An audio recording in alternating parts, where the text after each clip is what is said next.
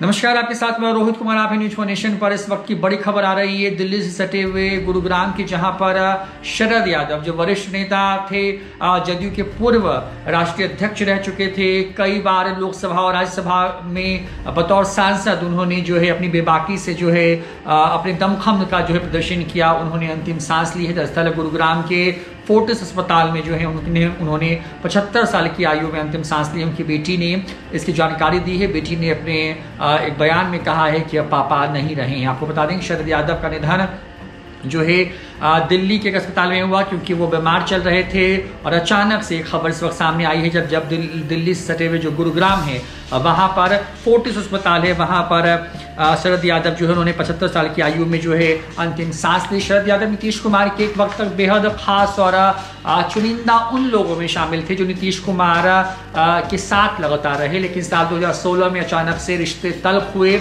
और शरद यादव को जो है नीतीश कुमार ने अपनी पार्टी से न सिर्फ अलग किया बल्कि उनकी सदस्यता को भी राज्यसभा से खत्म करा दिया। 3 बार लोकसभा और 3 बार राज्यसभा के बतौर सदस्य रहे। शरद यादव जो हैं उनका जन्म मध्य प्रदेश में हुआ, लेकिन उनकी पूरी सक्रिय राजनीति शुरुआती दिनों को अगर छोड़ दें तो वो बिहार में केंद्रित रही।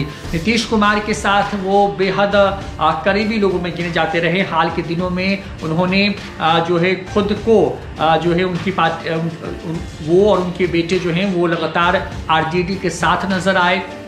बड़ी बात यह है कि आरजेडी के जो कहें कि तेजस्वी यादव जब विधानसभा के चुनाव हो रहे थे उसी दौरान जो है उनकी नज़दीकियां हुई और शरद यादव से मिलने के लिए खुद जो है वो तेजस्वी यादव पहुंचे थे। उसके बाद मुख्यमंत्री नीतीश कुमार अभी हाल के दिनों में जब दिल्ली गए थे एक अलग मोर्चा बनाने के लिए ताकि नरेंद्र मोदी को जो 24 में लोकसभा के चुनाव है उसमें आने से रोका जाए, उस दौरान उन्होंने शरद यादव से मुलाकात की। शरद यादव राजनीतिक तौर पर बेहद सक्रिय पिछले कुछ दिनों से नहीं थे, लेकिन उनका होना बहुत सारी बातें कहता था। बता दें कि शरद यादव जो हैं उनका जन्म 1 जुलाई 1947 को जो है हुआ था मध्य प्रदेश में।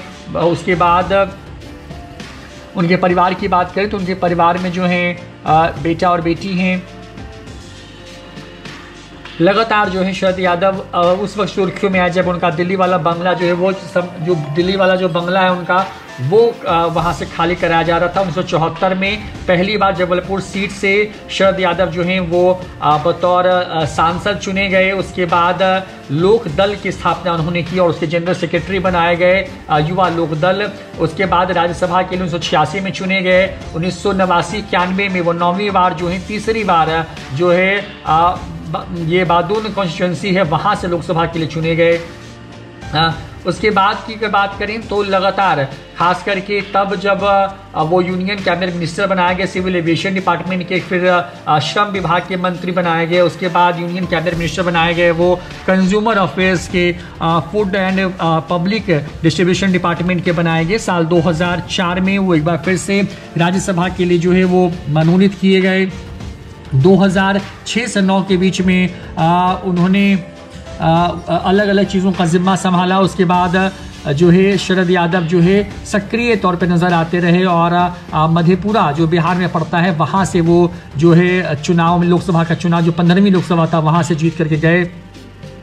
इसके साथ साथ वो राज्यसभा में तीसरी बार चुने गए साल 2014 में, लेकिन साल 2016 आते आते जो है एक तरीके से कहें कि नीतीश कुमार की जदयू ने इस बात का आरोप लगाया उनके ऊपर में कि वो पार्टी विरोधी बयान दे रहे हैं, गतिविधियों में शामिल हैं, इस लिहाजा उनकी सदस्यता को खत्म किया गया। शरद यादव हाल के दिनों में पिछले कुछ दिनों से बीमार चल रहे थे और जो बड़ी खबर है वो ये कि अचानक से जो है उन्होंने उनके बारे में उनके निधन की खबर आई है। दिल्ली से सटे हुए गुरुग्राम के फोर्टिस अस्पताल में 75 साल की आयु में बिहार के ही नहीं बल्कि देश के सबसे वरिष्ठ नेताओं में से एक शरद यादव ने जो है वो अंतिम सांस ली है और जाहिर तौर पर उनके अचानक से यूं जाने से राजनीति के अंदर में एक शून्यता का भाव पैदा हो गया है।